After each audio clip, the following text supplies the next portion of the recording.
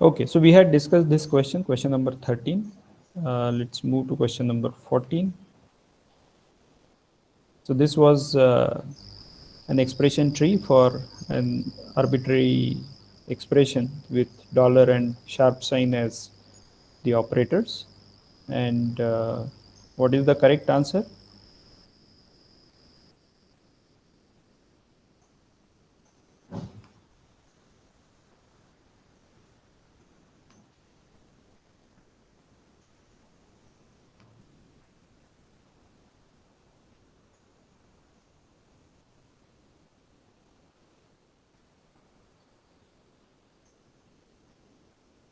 I hope people are able to see the screen, the question.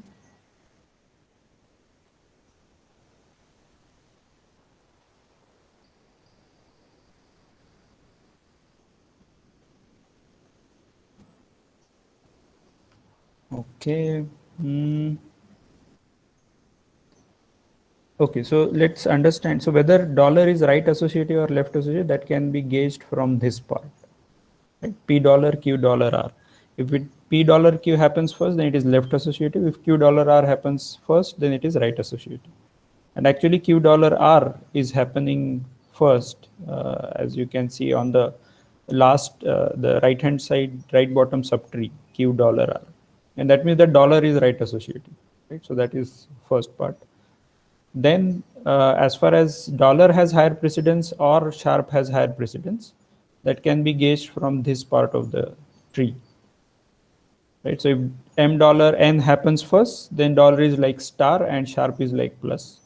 Otherwise, the vice versa. So in this case, dollar is happening, dollar is the root. That means that it is happening in the end. And sharp sign has a higher precedence. That means that sharp has higher precedence than dollar. As far as sharp sign is concerned, its associativity can be gauged using this part, N sharp, O sharp, P, and whether N sharp O happens first or O sharp P. And N sharp O seems to happen first according to the bottommost subtree, and therefore it is left associative. So this seems to be the answer. Any concerns on this one?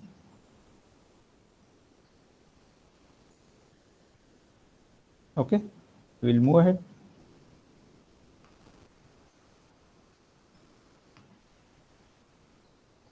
Yeah, this we also discussed towards the end. Cairo had a suggestion on this one, but anyway, if we follow the pattern properly, we'll see that it will be 0, 0, then 1 for A, then 0. Oh, sorry, this one will be 1. Then for AB it will be 2, right? Then ABB again it will become 0. Then A it will be 1 and AB it will be 2. Right? So overall you will get 7 as the answer to this. Kairav had asked whether if we add +1 to everything, will that be a valid answer? I mean, because I think he got confused because of this, and I think one more person supported that. To which it's technically wrong, but I think I'll give the answer correct. Even if you have, for example, answer as 15, that is still okay with me. Okay, so any concerns on this one?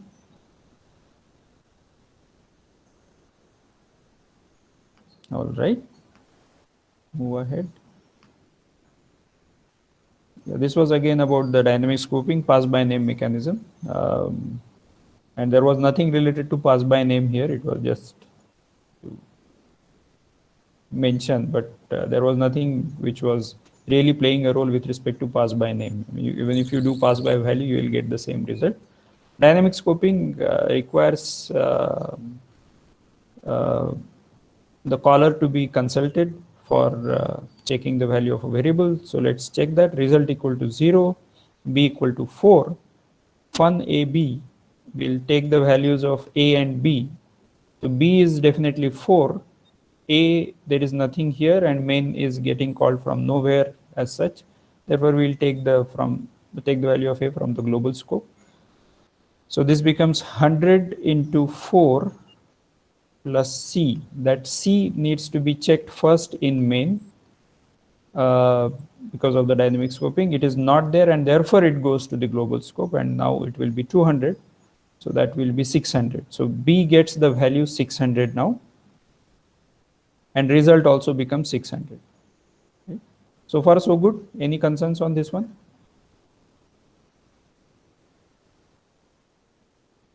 All right. Now that C is now appearing here as a new variable. So fun BC is going to take these two values, B and C. B is 600 we said here, and C is 8. So 600 into 8, 4800 plus C. That C is coming from here. So 4800 plus 8, 4808, that is assigned to C. Right? So 4808 is assigned to C, and result was I think 600. So 600 plus 4808, that is the value that gets pushed to result, and that is what we are printing here. Right? So 5408 or something like that must be the answer. Any concerns on this one?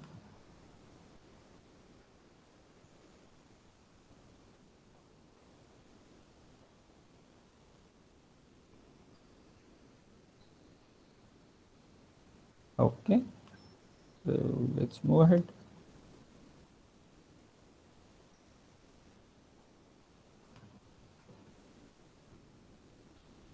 Consider the CFG, number of ways to derive the string XX, YY, XY. Right? What is the answer to this? I think this was more like a little hard work type of question, which probably does not require too much of compilers, but anyway. Okay, so there are two ways in which that can be derived, and I'll leave it to you to figure that out. But essentially, that is going to start with X definitely, and then Z can have YX. Yeah, so that is not going to. So XZZ is the only option that is possible. And then from XZZ, whether you derive from the first Z or the second Z, I think that is going to give you two different parse trees. Okay, I'll move on to the next question. Yeah, this was parsing table for oh, okay. Anyway, so we have this grammar, find the appropriate entries for P1, P2, P3. So obviously the entries have to be something starting with X for P1, X for P2, as well as Z for P3. Right? So X, X, Z should be there, which means that the last option should not be there. So that gets nullified. Out of the remaining, if you try to construct the table, you will see that which one is the answer here.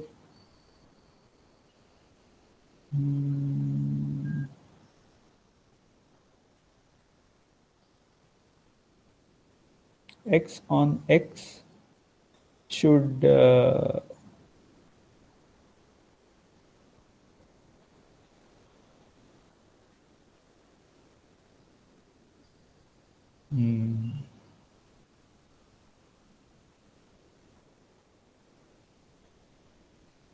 yeah, I think there will be two entries in P1 because X derives epsilon, and the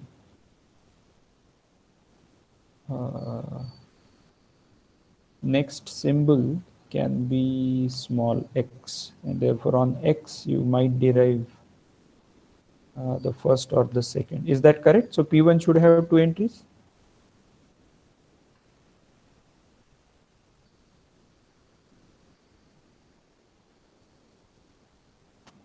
Okay. Okay, P1 should have two entries. So let me see the first option. Then yeah, it will definitely not be Y deriving X. So that is ruled out. It has to be x deriving epsilon. So there are these three options. X on y. Again, I think there will be similar thing happening, because x can derive epsilon and y is the next input symbol. Yeah, so P2 might also have the two entries, but that has to be x deriving epsilon. So these two options seem to be the doable things. And then z deriving epsilon, this is not there at all. Okay, so this option could not be there because z doesn't derive epsilon. It seems that this is the right answer. Is that correct, or is something more?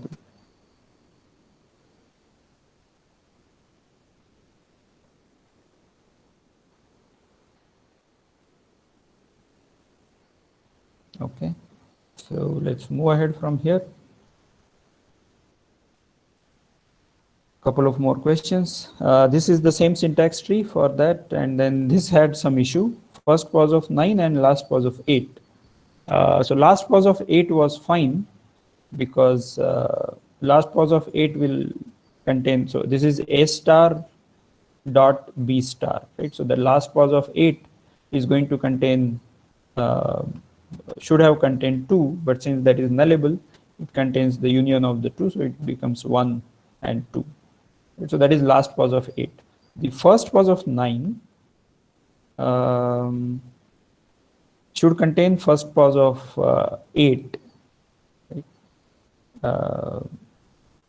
However, the first pause of 8, therefore first pause of 8 will contain 1 and 2.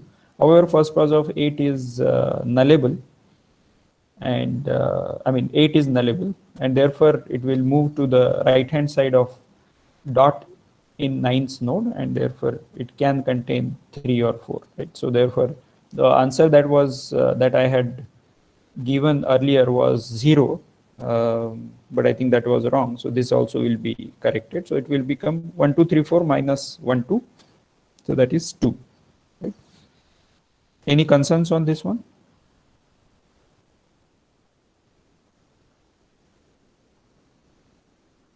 Okay, then last question.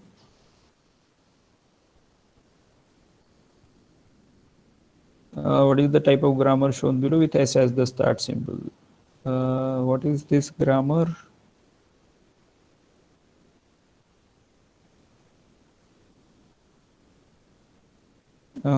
This seems to be LL1 grammar.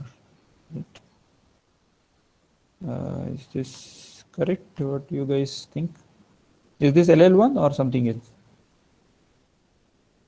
Because that C and D are the first of, yeah, the first of this capital A, and therefore you are able to distinguish between the two rules, right? So then that A is the starting symbol, there is no left recursion, and therefore this seems to be simple LL1. All right, so that seems good. I'll make these modifications whatever we have discussed, and I'll also post the answers. In fact, the answers will be available on Moodle, so you'll be able to check. If there is any trouble, please let me know. All right, so let me close this one, and I should be sharing a different screen now. So let's come back to SDT. I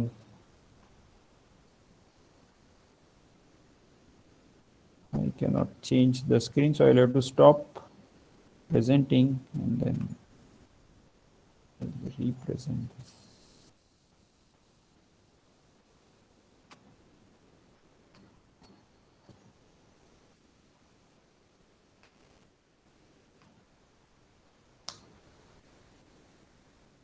Okay, so it should be coming up on your screens. So we were looking at syntax directed translation.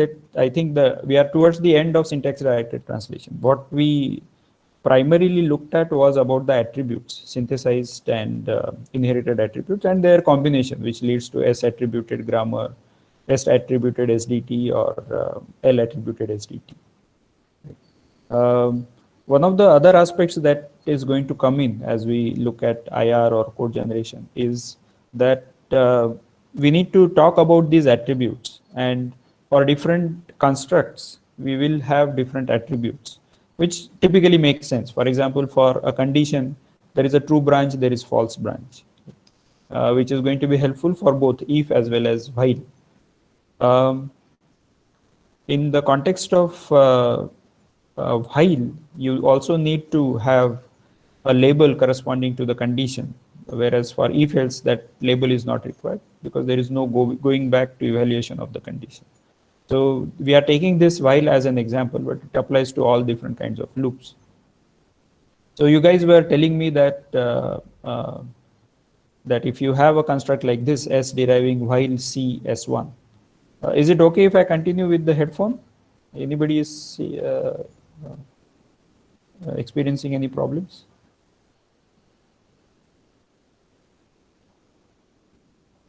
Okay, so I'll continue with this.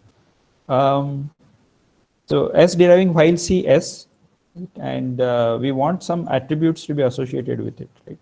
So as far as code for the condition and code for the statement within the body of while are concerned, we assume that those are already available because that has already been done by the bottom up parsing. We are now at the end of this while CS parsing. And now we want to make use of this C dot code or S1 dot code to generate S dot code. So that S dot code is the single string that we want to generate. So the question was, what all do we require to generate this code? And some of you gave the answer that we require true, false branch, we require labels and so on. So what we would like to do is to spend a few more seconds and write down, if you have C dot code, if you have S1 dot code, what is the kind of intermediate representation, or if you have thought about, let's say, assembly code, right? What kind of assembly code or lower level code you would like to generate for this one? Please write that down in your copies. So where do you put labels, for example, right? Then the attributes we also talked about, C dot true and C dot false, right? So those should go to appropriate labels. So please think about that. Once you have thought about it, then we will discuss how it is going to look like. If there are any questions, please ask.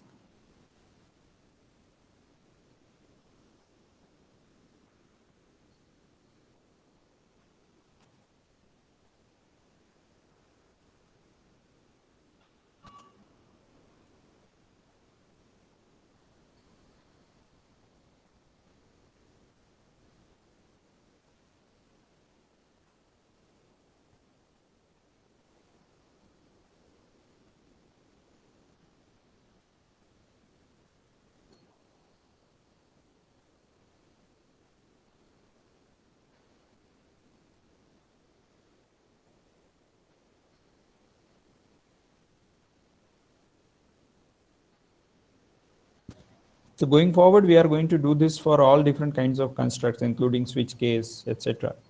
When we do the IR generation. But this is more like a warm-up. I took that example because we want to understand it in the context of SDT, especially. So we'll focus more on the attributes, but the code generation string will make it clear what all we require.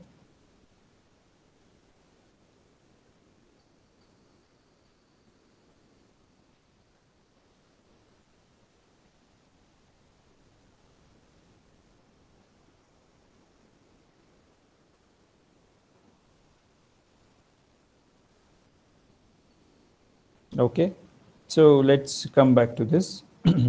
So we require something similar to this. So we require some sort of label for the condition. The reason being that we would like to get back to this condition again and again, right? And therefore we require a label because there will be a go to or a jump to this at the end of the loop, right? So after S1 is executed, right? So the code is that the code or the intermediate representation that gets generated is going to be similar to this, exact syntax might vary, but this is going to be similar. So we evaluate the condition C. Right? Then we say that if it is true, then jump to L2. L2 should be evaluating S1. So that is what we have here. There is L2 and that is executing S1. Otherwise, jump to L3, right? Where L3 is, as soon as the condition is false, we would like to go outside the loop. So if the condition is false, we would like to go to some loop, some label, which is outside this statement, while state. Right? So for that, we have this label L3. Right? Does this semantically mean the same thing as the while loop?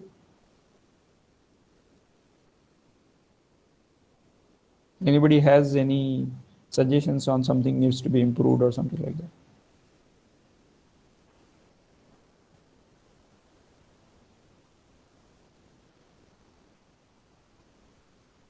Why can't it be if false, jump to L3? Good. So that is an optimization. So Raghu is suggesting that why can't it that if false here, right, then jump to L3. There is no need of L2 here because you are just jumping to the next statement, right, which is anyway going to be a fall through whenever you are executing the code. That's considered to be an optimization. You can, in fact, most of the times this is how the code, this optimized code is the one that gets generated, right? So that is the correct way to do it. Right, or optimized way to do it. Both are equivalent, but yeah, whatever Raghu has suggested is the better way to generate the code. Okay, so that sounds good. Any other concerns?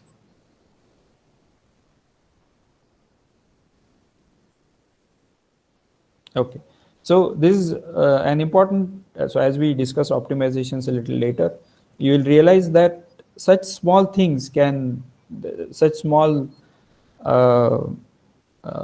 this, for example, optimization of this jump statement, there is an unnecessary jump which we are doing to the next statement, right?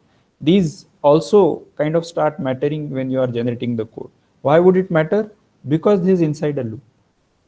So every time this loop gets executed, you are going to evaluate that condition and jump to the next instruction, which is unnecessary. So therefore, it's very important that the compiler generates code or optimizes code within the loops. Loops are the ones which are going to consume most of the time, right? And therefore those should be optimized. All right, so let's move ahead from here. So this C and yeah, whether it is true, then what do you do, and else what do you do? This is kind of related to the code that gets generated. Primarily it is C, which means that you are evaluating the expression which is given in the condition, that is x equals y and z less than y and so on, right? So that is your C condition that gets evaluated. But based on whether it is true or not, what to do, this is not known when you generated the code for C, right? This should be understood. When you generated the code for C, you didn't know where to go with respect to evaluation of true branch or the false branch. This you know only when you look at C in the context of while loop or if condition or switch case and so on. So that we'll have to fill in. This L2 and L3 are being generated as part of the while statement, and therefore those are not available when you evaluated or generated code for C. So that needs to be filled in. Those attributes need to be filled in when you look at the while condition as a whole, while construct as a whole. Similarly, S1.code thankfully is just S1.code because it could be arbitrary, but it does not affect any of the conditional evaluation of or the flow of any of this. There is still a small catch here. And what is that catch? So when I said that S1 is kind of independent, yeah, so there could be a break or a continue statement or a go to statement or an exit statement inside S1, right? Which you have not really, I mean, while generating code for S1, you don't know where to break. You don't know that label L3 exists because that you are generating now when you are generating the code for the while construct. So that needs to be filled in. Right? And that is where you will see that there is some connection with respect to the synthesized and the inherited attributes which is going to come in. So for example, I can say that I'm going to generate these labels as soon as I see a while loop, right? So I can generate these labels here. And these labels I can pass on to C as well as S1. So that when, if there is a break and continue inside S1, or C has those true and false branches, I can make use of those labels. Alternatively, I can do the opposite. I can leave those empty when I generate code for C or S1, and then fill those in when I look at the complete while construct. And this you will encounter all throughout. All right, good. So let's, yeah, that label L3 is, what should that be? Any suggestions?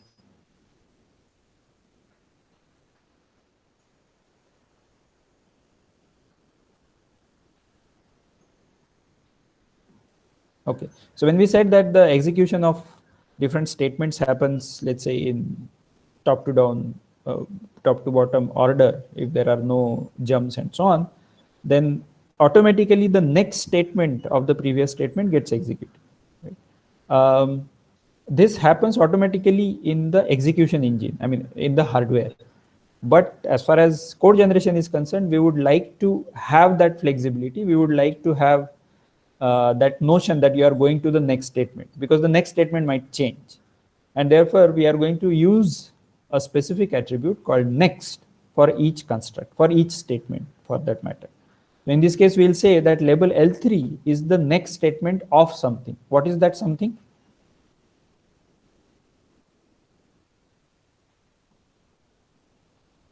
So L3 is the next statement of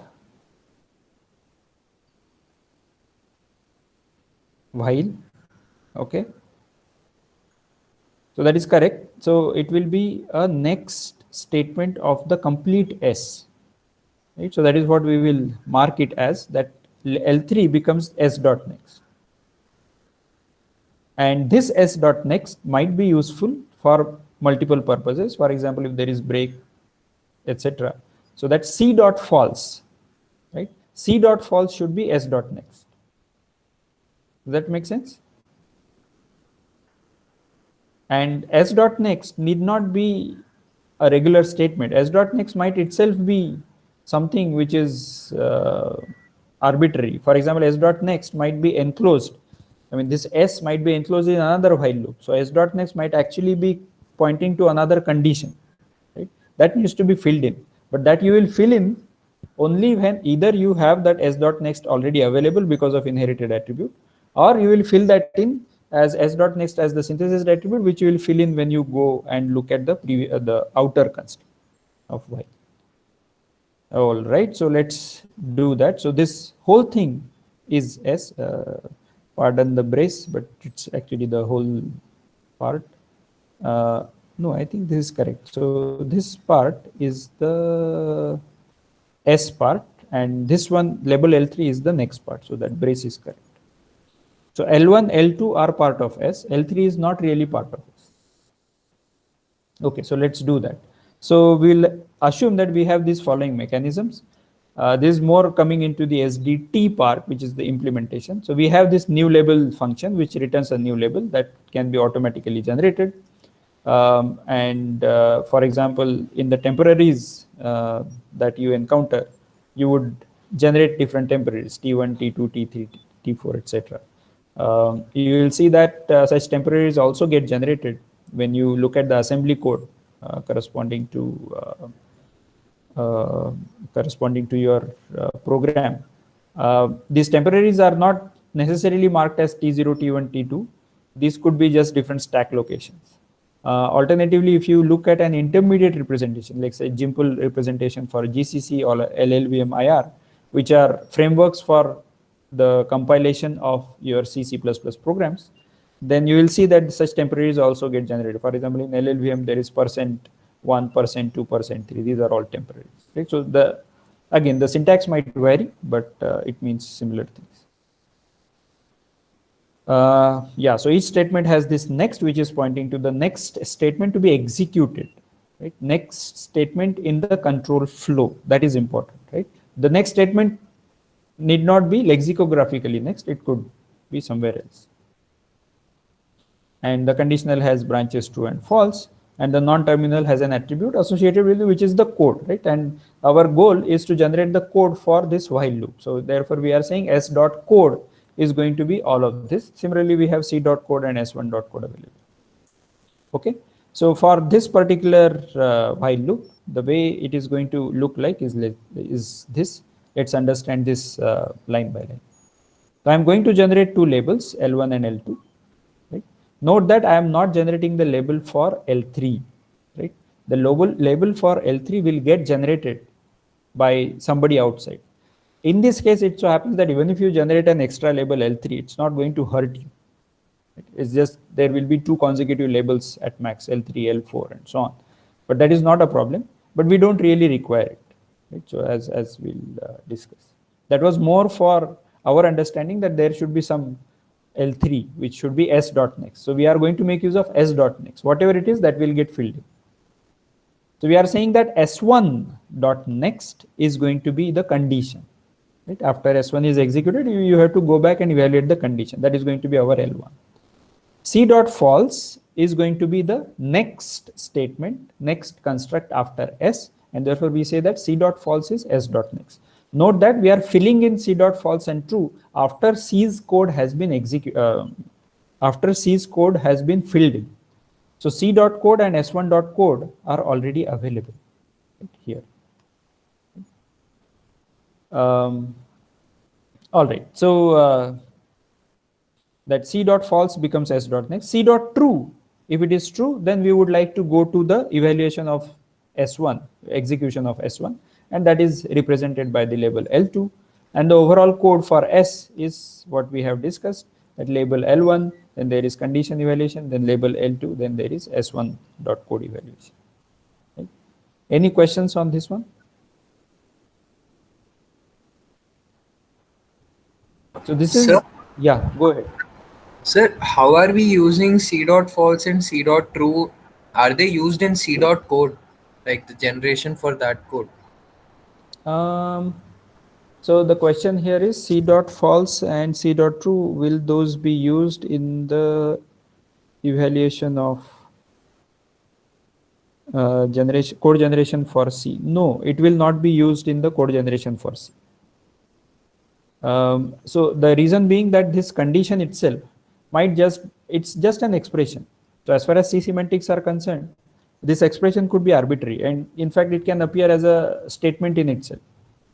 So condition C per se does not mean that there should be a label. Right? Only when it is part of if or while or switch, then we require those C.true and C.false. Yeah, go ahead.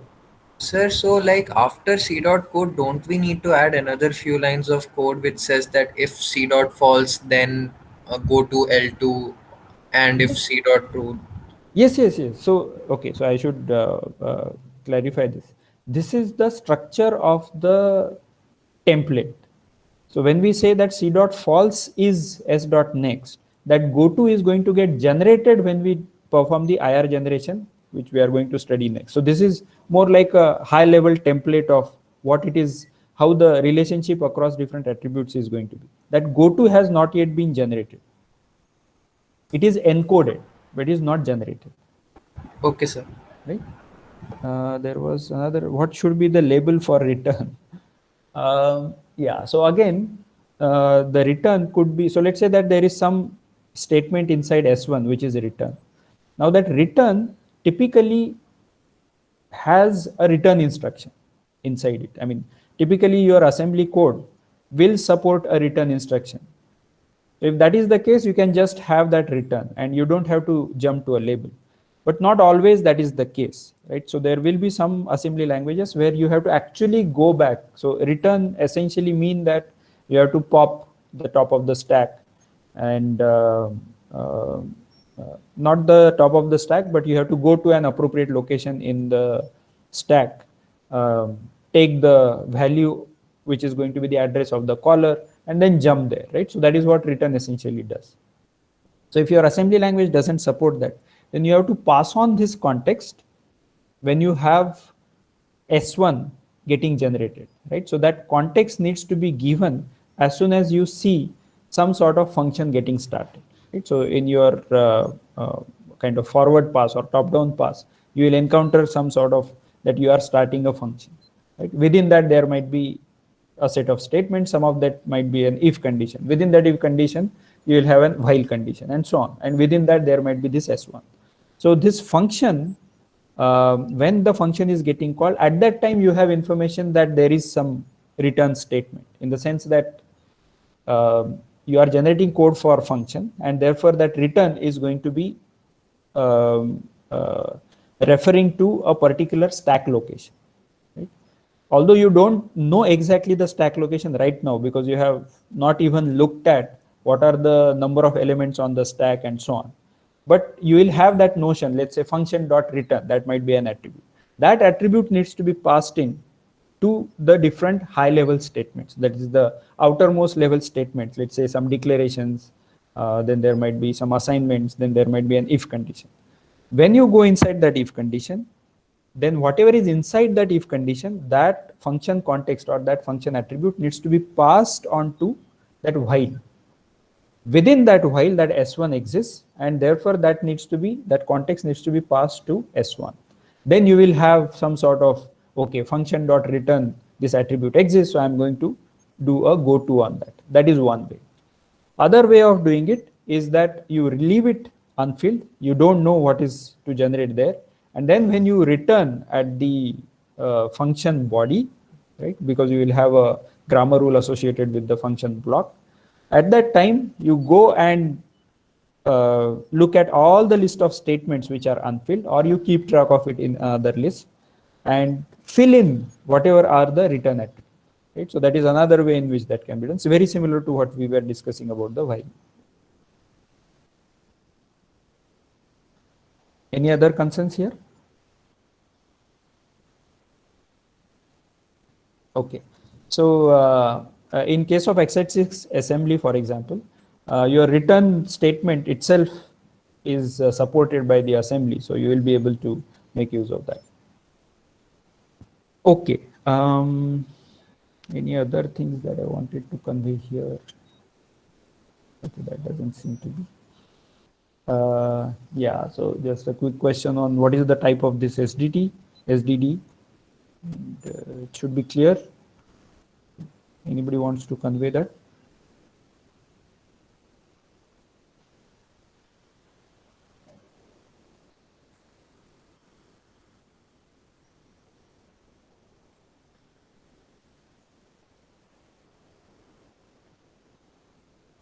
Yeah, this is an L attributed SDT because because you are making use of both the synthesized attributes as well as the inherited attributes, and the inherited attributes are not, I mean, those are coming from top as well as from the left. So we are not using C dot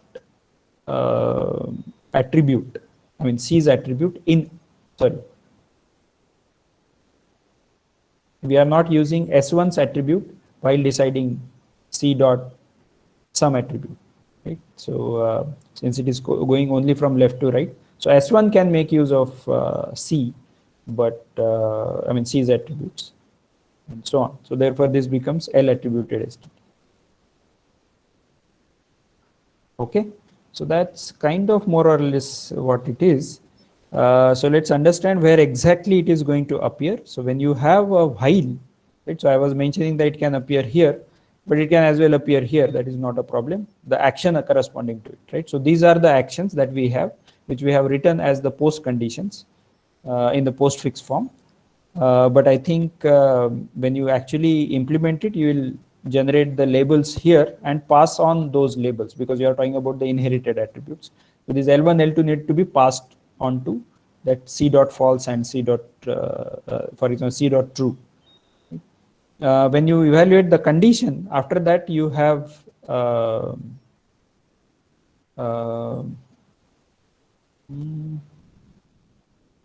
okay, yeah, this particular S1 dot next equal to L2 could be here. Alternatively, okay, I'm just thinking that can this be moved later after evaluating S1?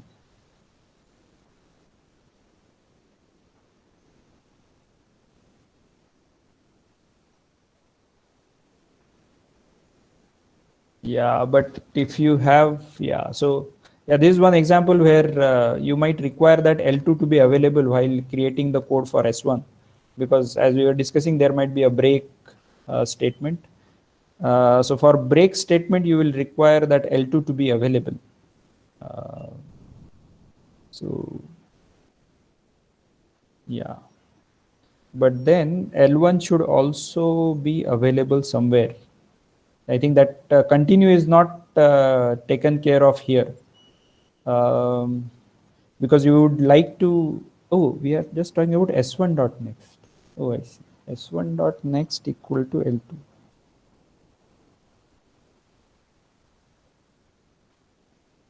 Yeah, I think this, it doesn't matter. In this case, S1 dot next, whether you assign it here or later, I don't see that creating any problem. So S1 dot next could as well come here. Anybody sees any issues with that?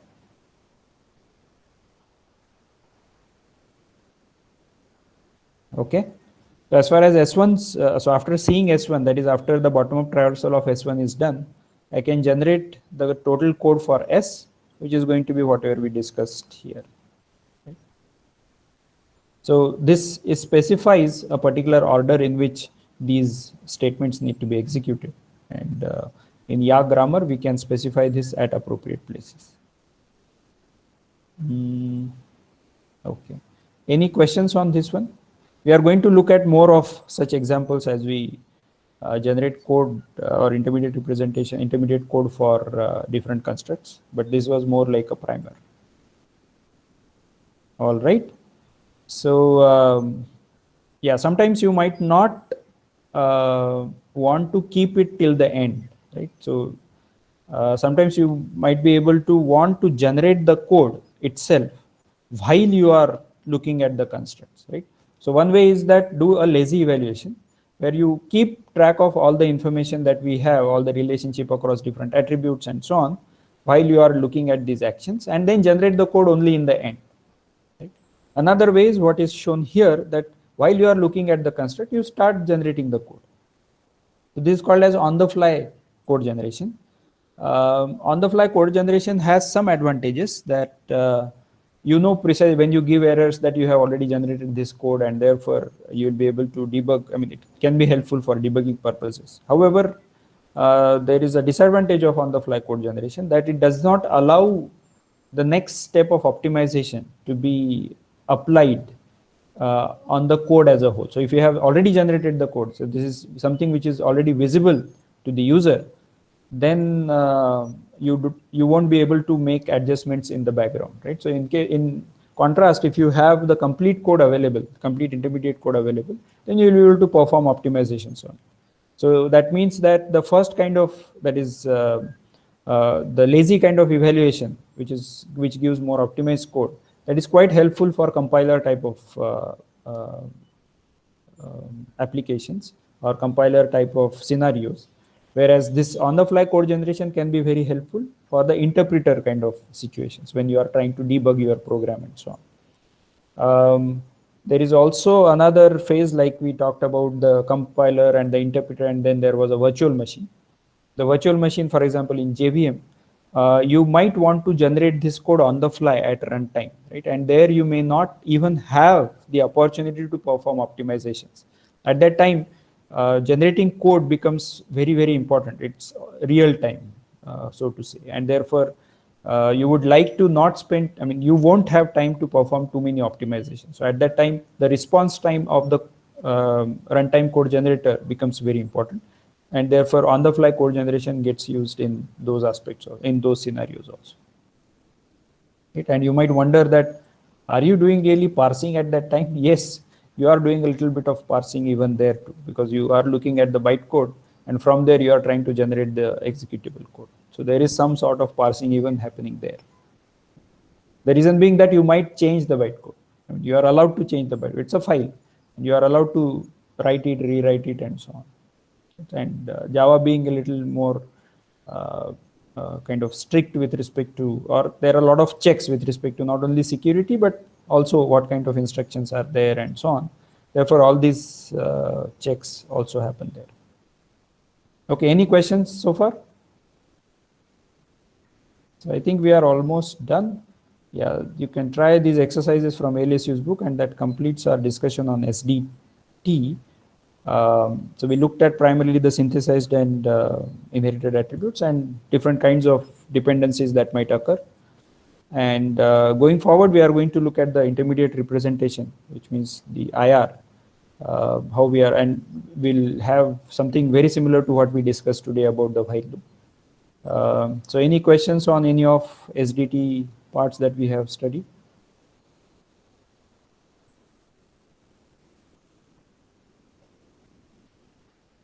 Okay, so we'll stop here, although we are 5 minutes early, but that's okay. So we'll start IR in the next class.